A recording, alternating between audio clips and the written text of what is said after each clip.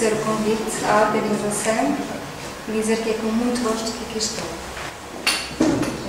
Lamento, mas vou falar em português e eu espero que me entendam. Vou apresentar 3 obras de intervenção em edifícios existentes, construídos em 2 épocas diferentes, na cidade do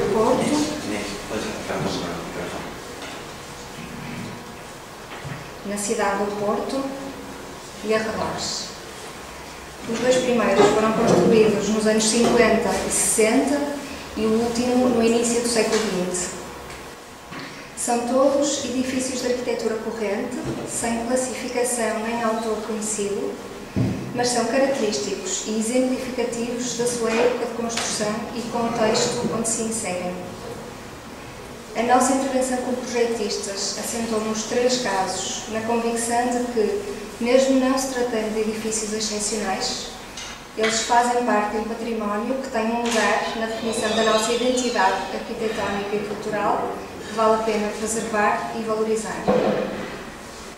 A primeira obra é uma remodelação de um apartamento num edifício construído em 1956, no Porto, com um prédio de rendimento de qualidade média. O edifício tem 4 pisos e tem 2 entradas com acessos verticais independentes, como se vê na planta de Reis do Chão, que faz parte, que é uma cópia dos desenhos originais de licenciamento do edifício, e a fração remodelada fica à esquerda na planta. Neste lado do edifício, o resto do chão é ocupado por acessos comuns e garagens, e por cima existem 3 apartamentos, um por piso. Eles são servidos por 2 escadas comuns, uma que tem acesso direto a partir da rua, que fica no centro da construção e por cima vai atravessar as frações privadas, e uma outra de serviço exterior nas traseiras. A estrutura do edifício é feita com paredes de alvenaria resistente de granito e é conjugada com vigas em betão armado e laje aligeirada. Todos os compartimentos da habitação têm luz natural, incluindo casas de banho e rumos, através de janelas com 1,20 m de largura por 1,10 m de altura, todas iguais. Nesta imagem podemos ver o alçado das traseiras e neste o alçado principal.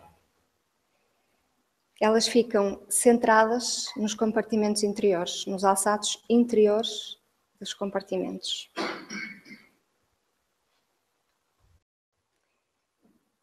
Antes da intervenção, o apartamento mantinha as características de origem. Nunca recebeu obras de melhoramento e, por isso, tinha as infraestruturas obsoletas e não cumpria os requisitos mínimos de conforto e exigência energética atuais. Os materiais de acabamento estavam degradados, sobretudo as madeiras do piso, das portas e dos rodapés, que estavam muito deteriorados pela presença de insetos xilófagos. A característica mais interessante deste apartamento era a própria tipologia, com a escada comum a ocupar o centro da planta. Ela faz com que tenhamos a percepção de que a área interior é maior do que realmente é e permite uma circulação contínua circular no seu interior, o que possibilita uma utilização dinâmica do espaço. Acontece que essa circulação era feita através de uma série de corredores interiores, onde se desperdiçava uma parte significativa da área da habitação e que tornava um espaço escuro e labiríntico. A ideia do projeto foi, em primeiro lugar, tirar partido dessa característica tipológica e explorar o seu potencial. Para isso, 2 dos corredores foram eliminados e associados aos espaços contíguos, mantendo-se apenas o corredor por onde se faz a entrada principal na habitação, que é este aqui, que faz também a distribuição para os quartos de dormir.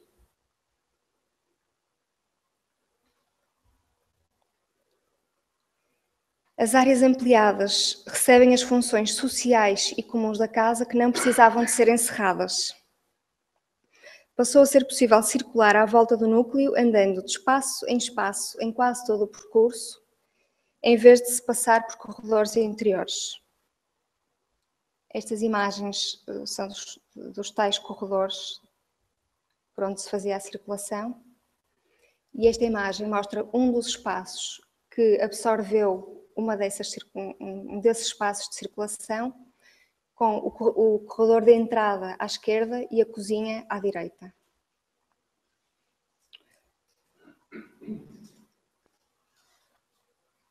Procuramos também melhorar o próprio desenho dos espaços e torná-los mais abertos, porque os compartimentos eram pequenos e muito fechados, o que conferiu ao apartamento um ambiente um pouco claustrofóbico. Para isso, muitas das portas foram reposicionadas e os vãos que ligam as áreas dos espaços sociais da casa ao corredor de entrada foram alargadas e recebem portas de correr e envidraçadas, o que torna o corredor muito mais luminoso. Aqui outras das salas abertas para o corredor e uma fotografia do corredor. Foram acrescentadas 2 estantes com desenho integrado no conjunto das carpintarias interiores, que ajudam a compor e hierarquizar o espaço da casa. A que está no centro da fotografia vem rematar o corredor que anteriormente terminava numa parede cega e, portanto, agora o corredor tem um caráter de recepção que antes não tinha. Esta intervenção dotou o apartamento de alguma flexibilidade no que diz respeito ao uso dos espaços sociais da casa. Há vários compartimentos que podem receber essas funções e eles são bastante diferentes, tanto na forma, na dimensão, na orientação solar, na relação com o corredor de entrada na casa e na relação entre eles. Estes 2, por exemplo, podem funcionar em conjunto, estão frente a frente e com as portas de correr abertas para o interior, recolhidas no interior das paredes, podem funcionar em conjunto. Para melhorar o conforto e a eficiência energética do apartamento, toda a parede exterior foi revestida com uma forra autoportante em gesso cartonado, se vê no desenho inferior, corresponde à situação projetada e executada. E os caixilhos foram substituídos, uma vez que eles não vedavam convenientemente, e foram executados por carpinteiro segundo um desenho feito por nós, especificamente para esta situação, de forma a que tenham um bom desempenho e a sua imagem exterior esteja inalterada. Eles vistos pelo exterior não se distinguem dos caixilhos originais. Uma imagem dos caixilhos da fachada principal.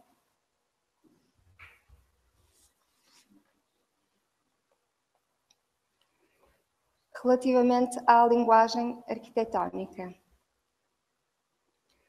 procuramos criar um ambiente que invoca a época de construção do edifício, em continuidade com os espaços comuns que complementam o espaço privado da habitação, que são as fachadas, as escadas comuns e um logradouro nas traseiras que tem pequenos quintais que se mantêm ainda, que eram muito típicos dos anos 50 e que se mantêm ainda todos em estado original.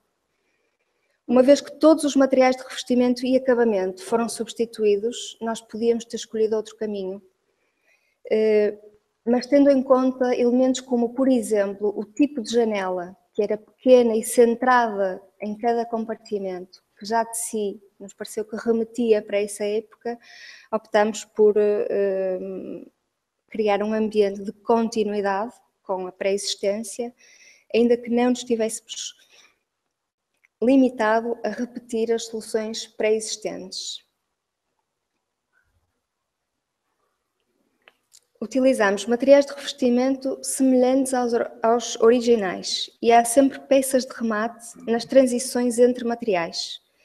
Mas tal como acontecia anteriormente, fizemos isto tal como acontecia anteriormente, mas tudo foi pensado segundo novos critérios.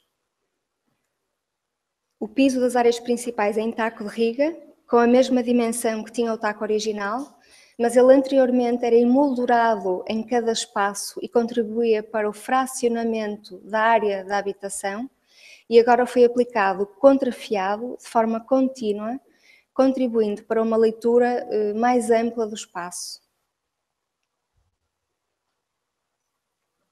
Nas áreas de serviço foi usado mosaico hidráulico no piso e no rodapé, e lambrinho em azulejo nas paredes, também como se utilizava,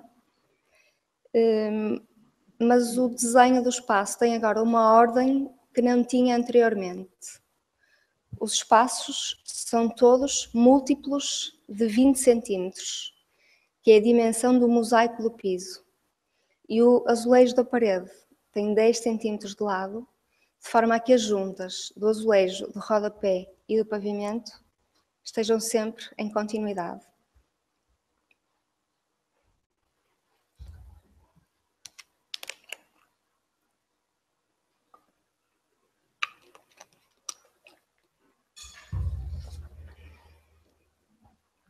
A segunda obra que vou apresentar é uma transformação de uma habitação unifamiliar construída nos anos 60 em Gondomar, em jardim de infância e centro para atividades nos tempos livres.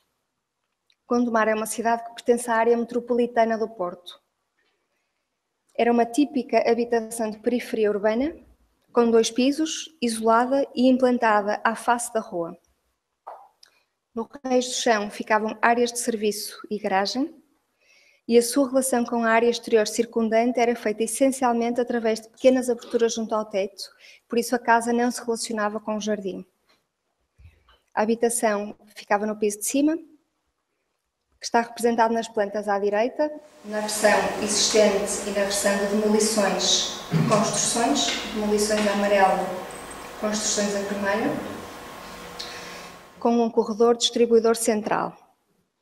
O sistema construtivo é semelhante ao do edifício anterior, com paredes resistentes em granito no perímetro, uma viga e pilares em betão armado, entre pisos, e laje aligeirada. Os materiais de acabamento eram correntes, também semelhantes aos anteriores. No piso usava-se o taco de pinho e mosaico hidráulico, as portas eram em madeira de mogno, almofadadas, os rodapés e as guarnições eram em madeira pintada. Tal como o apartamento, esta casa mantinha as características de origem. Também não cumpria os requisitos de conforto e eficiência energética atuais, mas esta encontrava-se em melhor estado de conservação e as madeiras não tinham patologias. Os caixilhos do piso da habitação estavam em muito bom estado e eram feitos numa madeira hoje rara, a macacaúba.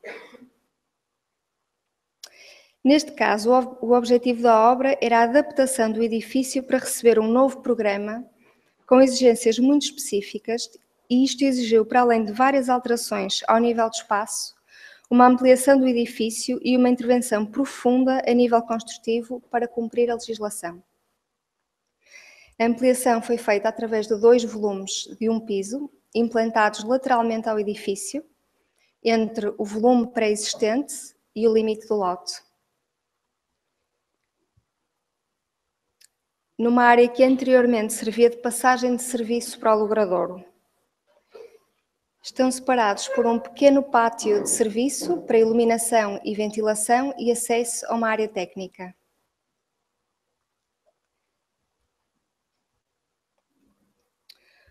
O jardim de infância foi localizado no resto do chão e o centro de atividades no primeiro piso. O resto do chão está à esquerda na imagem e o primeiro piso à direita. Os 2 partilham o espaço de entrada e recepção, que fica nesta zona, a cozinha e uma sala de refeições, que é uma sala polivalente, partilham casas de banho e o recreio exterior. Os acessos verticais tiveram que ser adaptados de forma a incorporar uma plataforma vertical, plataforma elevatória, para tornar o edifício acessível a pessoas com mobilidade condicionada. O espaço de entrada teve que ser ampliado porque para a recepção das crianças era preciso um átrio com uma dimensão significativa.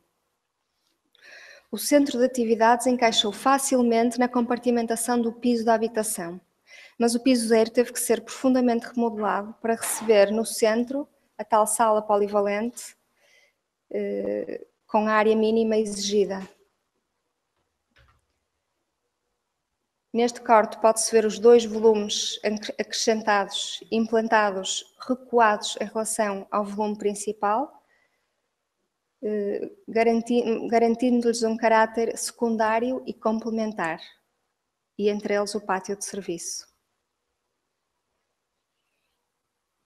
Junto à rua, este pátio serve de entrada de serviço direito à cozinha também.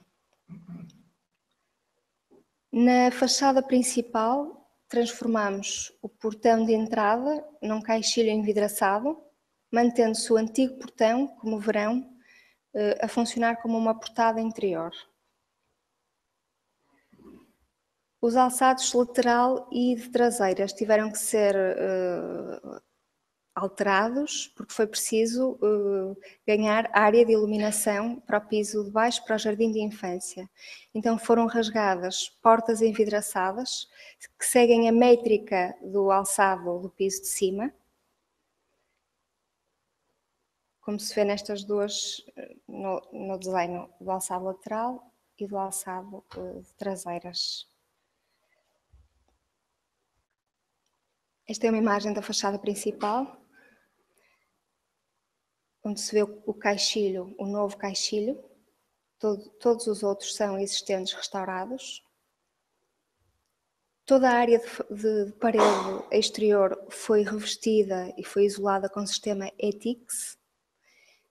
E ainda assim, os aros, as molduras que rematam os vãos exteriores foram refeitas de forma a não descaracterizar o edifício.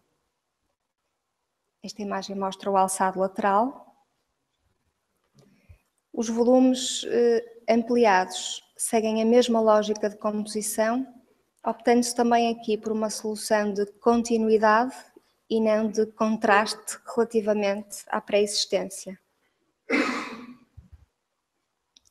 Nesta imagem, mais perto, os caixilhos, os novos caixilhos do piso 0. Aliás, eu esqueci-me de falar disso.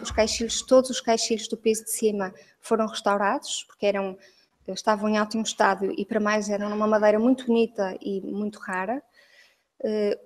Os caixilhos do piso inferior são todos novos e foram feitos em madeira da Fisélia, que é uma madeira que tem uma cor que se aproxima, uma cor natural que se aproxima à cor dos caixilhos, à cor da macacaúba. Esta imagem do pátio de serviço. No interior, também a nível construtivo, a intervenção foi muito mais simples e cirúrgica no piso de cima do que no piso de baixo. Em cima foi possível manter a maior parte dos compartimentos, foi possível manter o taco do piso, ainda que ele tivesse sido recolocado, foi possível restaurar as portas, as guarnições e os rodapés. Algumas portas foram adaptadas a novos vãos, como neste caso 2 portas do batente foram adaptadas a um vão, a uma porta larga de correr de 2 folhas. Uma outra sala de trabalho do centro de atividades, onde vemos os caixilhos, os novos caixilhos interiores que tivemos que fazer, pelo facto de querermos manter o caixilho original, que era de vidro simples e com uma vedação muito pouco eficaz, e por isso optamos por fazer um caixilho interior que, por ser um segundo caixilho, pode ser feito também em vidro simples, numa madeira mais barata, que é o pinho, que é utilizado em interiores, e portanto foi uma solução eficaz e económica. Este desenho mostra os aros exteriores, o caixilho original e o novo caixilho acrescentado.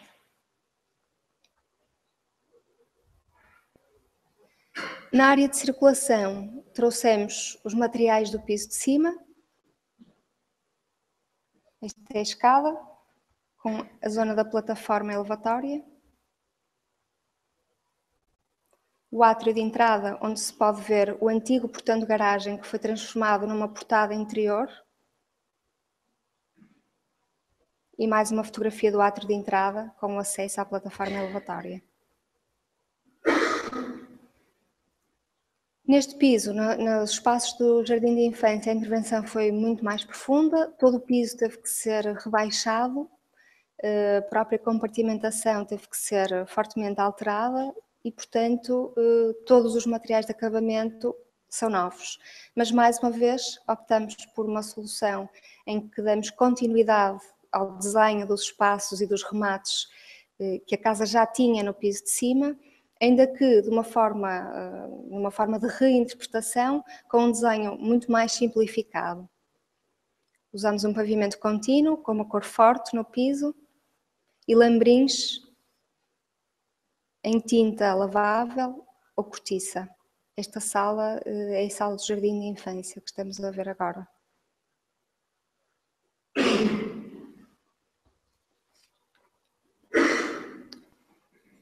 Por último, vou mostrar uma obra de reabilitação de uma típica casa burguesa do Porto, que foi construída no início do século XX no centro da cidade.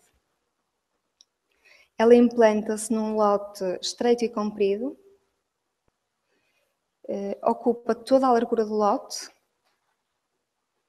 e faz frente de rua.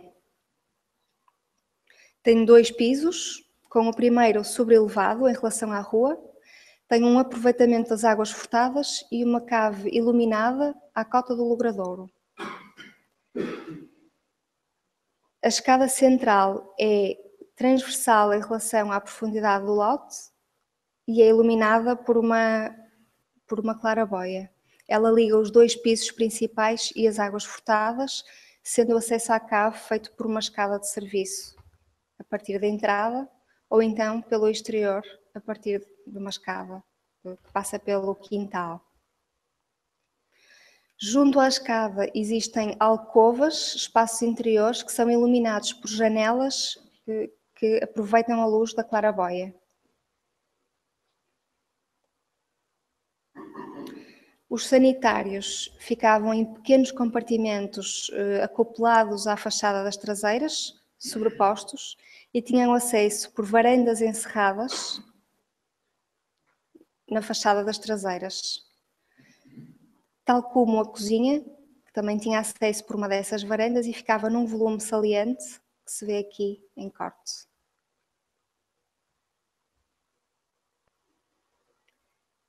Os materiais de construção destas casas são essencialmente o granito e a madeira.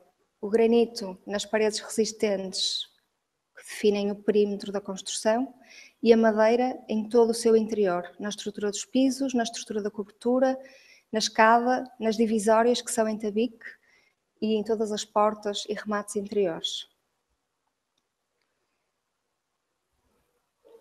Tal como muitas outras casas desta época no centro da cidade, a partir dos anos 60, a casa foi dividida de forma precária em frações para arrendamento. Em parte devido a uma lei que determinou o congelamento do valor das rendas, que acabou por se tornar apenas simbólico, esta casa, como muitas outras, deixou de receber obras de manutenção e degradou-se de tal forma que em 2005 a Divisão de Segurança e Salubridade da Câmara Municipal emitiu uma ordem de despejo dos inquilinos e de demolição total do seu interior, exigindo apenas a manutenção da fachada. Felizmente essa demolição não foi feita, mas a casa também não recebeu obras de manutenção, ficou devoluta, foi ocupada e vandalizada e era neste estado que estava quando foi adquirida para reabilitação. A primeira impressão não fazia acreditar que realmente se pudesse aproveitar muita coisa desta construção. Faltavam telhas, faltavam caixilhos, revestimentos, as varandas nas traseiras estavam em ruína iminente.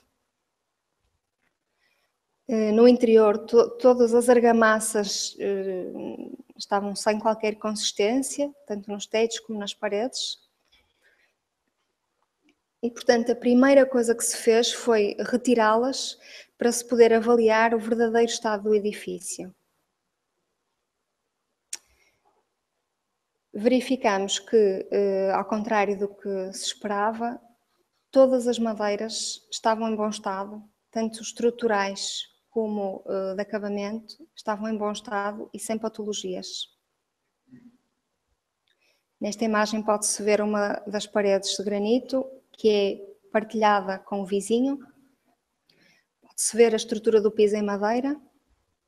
Aqui a escada com uma guarda trabalhada em madeira escurecida. Uma divisória em tabique com uma porta e o rodapé agarrados. A estrutura da cobertura e a claraboia.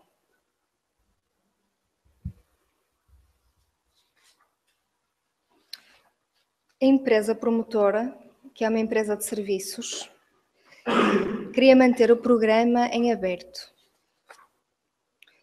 Eles estavam a ponderar vir a instalar-se no edifício e para isso precisavam de salas de trabalho, uma sala de reuniões e um pequeno laboratório.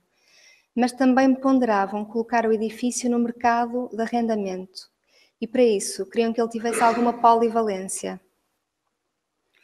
Tendo em conta que a tipologia original é bastante flexível, decidimos mantê-la tal como estava, mas instalar novas casas de banho que a casa não tinha e eram essenciais para essa versatilidade pretendida. As novas instalações foram colocadas em 2 dos espaços secundários da casa, um no primeiro piso numa das alcovas interiores e outro num dos espaços que ocupam as águas furtadas. Mantendo a estrutura e a compartimentação, foi possível também preservar e restaurar as carpintarias de acabamento com quase 100 anos de existência. E, portanto, as portas, os rodapés, as guarnições e as portadas foram, sempre que possível, restaurados e os poucos elementos que tiveram que ser substituídos têm um desenho idêntico para dar continuidade e coerência ao desenho dos espaços. Nas portas, por exemplo, as fechaduras foram todas substituídas e os puxadores, que são novos, são exatamente iguais aos originais porque eles ainda hoje se fabricam, são puxadores em madeira escurecida.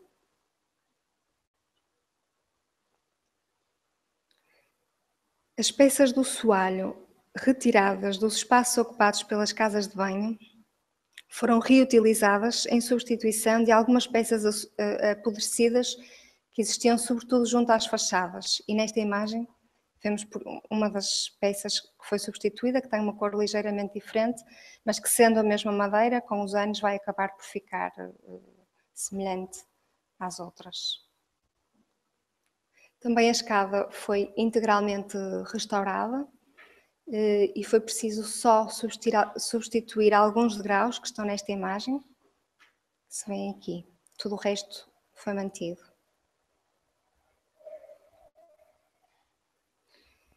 Tendo em conta a presença destes elementos, decidimos explorar também aqui uma linguagem que fosse ao encontro da época de construção do edifício, tirando partido da expressividade dos materiais e das cores que se utilizavam. Na escolha da cor das carpintarias, tivemos como referência uma das cores pré-existentes, que se encontra também com frequência noutros edifícios da mesma época. E na definição dos remates de teto e da cor das paredes, utilizamos um critério de hierarquia espacial que é característico das casas do Porto, em que os espaços com rodapé duplo, como estes que vemos aqui, receberam um roda-teto trabalhado em gesso e uma cor intermédia nas paredes para destacar os tetos. Os espaços de circulação recebem um roda-teto mais simples, com desenho semelhante, mas mais simples, e a mesma cor nas paredes. Os espaços secundários, como são os espaços que ocupam as águas furtadas, que já têm e sempre tiveram, por exemplo, um rodapé mais simples, ou como serão os espaços da cozinha e casas de banho, não têm roda-teto e, portanto, a cor das paredes é igual à cor dos tetos. Nas cozinhas e casas de banho usámos materiais também que se utilizavam nesta época, o mosaico hidráulico no piso, o lambrinho em azulejo nas paredes, aqui com 15-15 vidrado.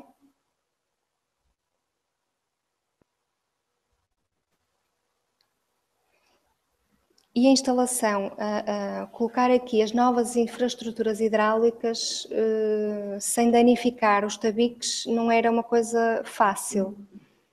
O que fizemos foi colocar em cada uma das casas de banho uma forra de parede, uma dupla parede em forra autoportante de gesso cartonado, que esconde os caminhos das redes de abastecimento e recolha de águas e onde se apoiam também todas as peças sanitárias suspensas.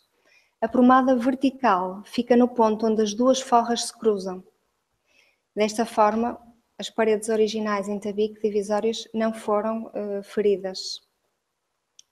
Também os pisos, ao retirar o soalho, que era estrutural, tiveram que ser refeitos. Era preciso impermeabilizar e estruturar, e não queríamos acrescentar a altura, portanto não queríamos ter um degrau interior entre o corredor e a casa de banho. Por isso usamos um sistema compatível com o sistema construtivo existente, em que colocamos placas de painéis de contraplacado entre vigas. A impermeabilização foi feita com painéis de poliestireno e fibra de vidro, que dobram para rodapé e para as paredes nas zonas de águas, nas zonas de banho e duche. Sobre estas placas foi colado o revestimento, o mosaico hidráulico e o azulejo das paredes, que estão descontínuos em relação à estrutura em madeira. Estão dessolidarizados. O piso térreo foi integralmente refeito para garantir a drenagem e a impermeabilização, e o acabamento utilizado foi o material que se usava muito em espaços secundários, que é simplesmente uma betonilha pigmentada. E neste espaço, que é semi-enterrado, fizemos em todo o perímetro uma forra de parede autoportante em gesso cartonado, com uma caixa de ar ventilada, através de grelhas colocadas nas duas fachadas opostas, para garantir que a umidade ascendente, que vai inevitavelmente existir, porque as paredes da alvenaria vão diretas à fundação, seque e não venha a degradar os acabamentos. Esta é uma imagem da saída da cave para o quintal exterior, uma outra imagem, e a fachada das traseiras. Toda a envolvente exterior foi isolada, mas com o cuidado, não toda, quase toda, porque não queríamos descaracterizar a construção. Portanto, todos os elementos onde pudemos fazê-lo sem descaracterizar foram isolados. O volume da cozinha nas traseiras foi revestido com sistema ETICS e tem um acabamento semelhante a um reboco areado fino. As mansardas são revestidas a soletos de ardósia com isolamento por trás. As empenas também receberam isolamento e um revestimento depois em chapa lacada em cor cinza escura, aproximada à ardósia das frentes das mansardas.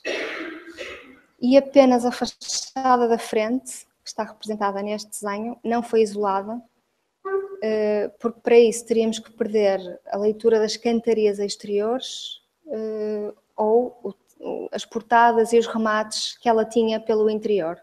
E, portanto, decidimos abdicar do isolamento desta parede. Os tetos também foram isolados e a cobertura é fortemente ventilada através de telhas de ventilação. Esta fotografia mostra a fachada das varandas das traseiras, que foi o único elemento integralmente reconstruído, porque ele estava mesmo em ruína.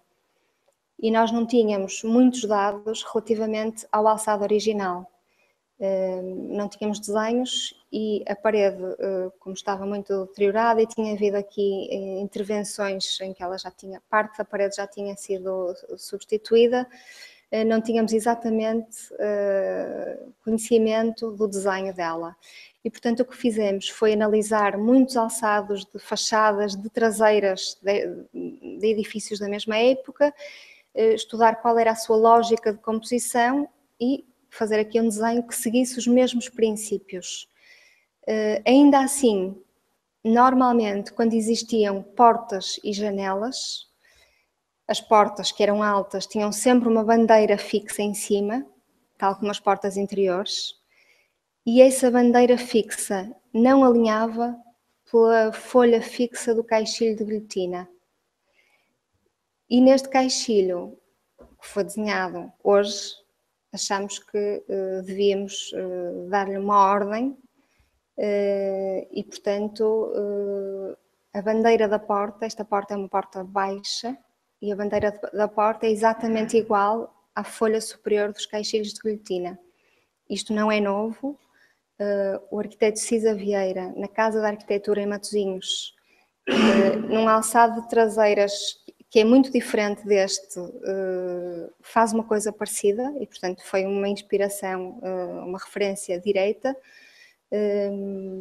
Nessa alçada, apesar das folhas superiores serem opacas, também existem caixilhos de guilhotina e uma porta, e a relação entre porta e janela é muito semelhante.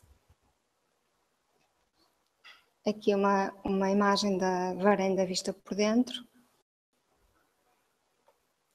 E aqui um desenho da janela e da porta, que só com um desenho feito à medida, ele também foi desenhado por nós e construído por carpinteiros, isto não é um caixilho pré-fabricado, só assim é possível que esta porta e esta janela tenham aquela leitura idêntica